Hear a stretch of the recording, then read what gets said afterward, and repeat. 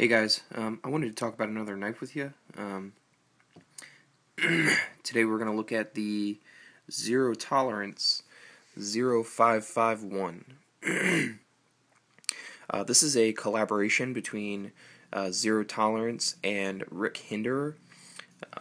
It's Rick Hinderer's design. There you go, Hinderer Design, made in USA. And it's built by Zero Tolerance or Kershaw. Zero Tolerance is a sub-brand of Kershaw. This is a really great knife. This one I really like. I liked it so much that I sold off a couple other knives that I knew I wasn't going to carry because I'm going to carry this. I tend to not keep a whole lot in my collection. Once I've had a knife for a while and I carry it, if I find something I like better, most of the time I'll sell the other ones. Just because I don't like to keep, hundreds of knives. I usually only keep a couple, maybe a dozen or so, and then, I sell and trade, to get more that I haven't had yet or that I want to experience. So things I like about this. It's a really beefy, robust folding knife. As you would come to expect from a company like Zero Tolerance and a designed by Rick Hinderer. It's got titanium frame lock on this side and a G10 scale on this side. You can get replacement scales directly from Rick Hinderer makes himself replacement scales for this that mirror his XM series texturing. They're really cool, and I'm going to pick one up. I'm either going to get the blue or the orange. I know that's what everyone gets, but that's because they look the best. This one is the 551 with the brick pattern. It's kind of a milled out brick pattern. You can kind of see the milling marks there. It's okay. It provides good grip, decent grip. It doesn't chew you up too much. It's a little slippery in these crevices. You can kind of see how it's shiny, and then there's grip on top. So yeah, it is what it is.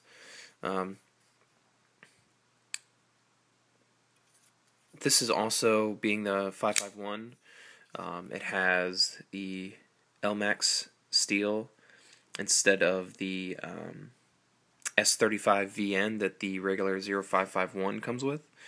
So LMAX is a really good steel. It's one of those kind of higher end steels. From what I've heard, it doesn't hold an edge extremely well, but it's extremely tough. And I would probably agree with that.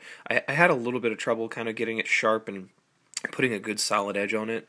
But that's probably partially because it's so thick, and because of the type of steel it is. But it is extremely tough, and I haven't had any problems with it. The frame lock it locks up kind of right where I like it. The locking cutout is on the inside, which I actually prefer it to be on the outside because that keeps this stress when you press down more in line. Kind of imagine if you were standing on a ledge and reaching over to hold something up. That would be harder than it would if you were closer to the edge or closer to whatever it was you were holding up. So the more linear that you can get this lock bar, and the more in line that you can keep that resistance, the better. So I prefer a cutout on the outside, but that being said, being titanium, I really don't think that I'm ever gonna stress this thing to the point where it's gonna break. It's got some jimping down on this on the butt end here. That's just for grip so that you can hold on to it. And it works really well. It's pretty sharp. It doesn't cut you or anything. My thumbs are not weak, so it holds on to you fairly well. And it doesn't, it's not too abrasive. There are some mills, some mills here, so that you can grab onto the lock bar. I don't think they work particularly well. My thumb kind of slides right off of it. So that is what it is. There's no jimping on the top of the frame, but there is on top of the blade, and it's not as sharp as what's on the bottom, on the butt end. I wish it was. I wish this was as sharp as what comes on the bottom. You can kind of see that it's kind of more rolled off, where this is a little bit more toothy. This has, being a Rick Hinderer design, has the Hinderer lock stop, so you can't extend this any bit past there, which is good. Like I said, the lockup is perfect, and if you notice, the cutout on the blade is kind of a perfect slant. That's pretty much the best way to do it. A Sabenza is pretty much the same thing. It's kind of like a flatter, straight cut, and I tend to think that that's the best way to get things done. You can kind of see the phosphor bronze washers sticking out in there. This is a really smooth knife. Now, I've heard a lot of issues with this when it comes to lockup, deployment, stiffness, that sort of thing. I personally have not had any of those issues. The lock disengages just fine. Once you overcome the detent, it just bloop, pops right back down. Not stiff at all. Deployment. You can see there. I don't have to push very hard. I could probably take my middle finger and almost flick it out. Yeah, I probably can. Yeah, so there you go. If I can take my middle finger from the other side and flick it out with my fingernail, then the detent isn't too tough. I got this secondhand, so maybe the original owner did something to tweak it. But whatever he did, it worked perfectly because it's very smooth. Without that lock bar, it just glides right in place. I'm pushing on the lock bar with the other side of my hand, even doing this, and it's still, popping right open. If I give it a thumb flick, it just flies right open. I could probably do it from almost any angle and get it to fly open. So it's extremely smooth, but the lockup is rock solid. This thing's not, it doesn't move at all. And I've grabbed it from the tip and shook it, and it doesn't go anywhere. No lock rock or anything like that. I've pushed it from the top, no issues there. Ergos on this thing, I'm really big on ergonomics, and this is really good. I know I say that a lot about knives, but because it's kind of hard to mess that up. They all do it differently, but most do it right. It's only every once in a while that I get a knife that's like too, like the ergos are so bad that I just put it down and I don't want to talk about it. But this is really good. It fits really good in the hand. It makes you want to hang on to it. The kind of tapered butt here, fits really good in your hand. If you got a meaty chunk on your thumb side, really sits well in your palm.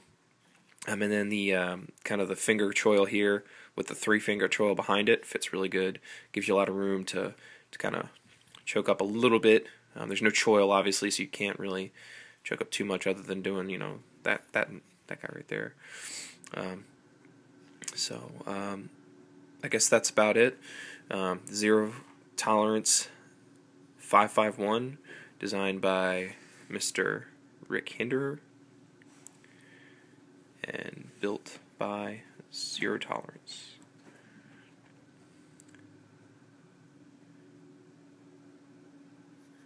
I'm going to have to pick up, and I actually am going to pick up, I have a Zero Tolerance 0560 that is due to be here this week. Once I carry that for a couple days, I'll do a video of that one. I also have a couple other ones. I got a Kershaw Tilt on the way too, a stonewashed version. I'm excited about that.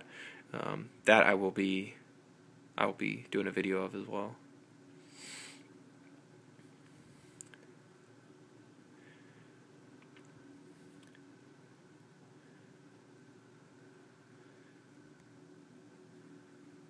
One of the things that I should mention is the pocket clip and how it rides. This particular knife has Zero Tolerance their proprietary pocket clip. That's the clip they use on a couple of their knives, and it works well. It's very grippy. It's pretty stiff. It holds on very well. I wish it rode a little bit lower. I'm kind of excited about the 560 because it has that low ride pocket clip. This doesn't really ride as low as I would like it. I carry this every day that I don't have to work. But when I have to work, I work in a retail environment, and I can't have a big chunk of, titanium and blade sticking out of my pocket. I just can't. It's not that I'm the boss there, so it's not like it's a big deal. But it's just not appropriate. So I prefer to keep a low profile when it comes to knives. I usually keep a small knife in my front pocket and a bigger knife, something like this, in my back pocket. So I'm excited about the 560 because I know that's going to have a low ride pocket clip I can slip in my back pocket. And then I'll probably carry the 560 all my days off too because I think I'm going to like that a little bit better because it's got the sculpted G10 and titanium. But I'll talk about that when it gets here. But the 551 or even the 550, which is the same knife just with different steel and G10. It's a really really great knife. I highly recommend it. Pick one up if you want something heavy duty, something heavy that feels good in your hand. It feels like it's not going anywhere, and something that's going to last you a long time. So that's my overview of the Zero Tolerance 0551. Pick one up if you get the chance. If you get I would recommend getting the 551 if you can. They don't sell them anymore, so you're gonna have to find one on the secondary.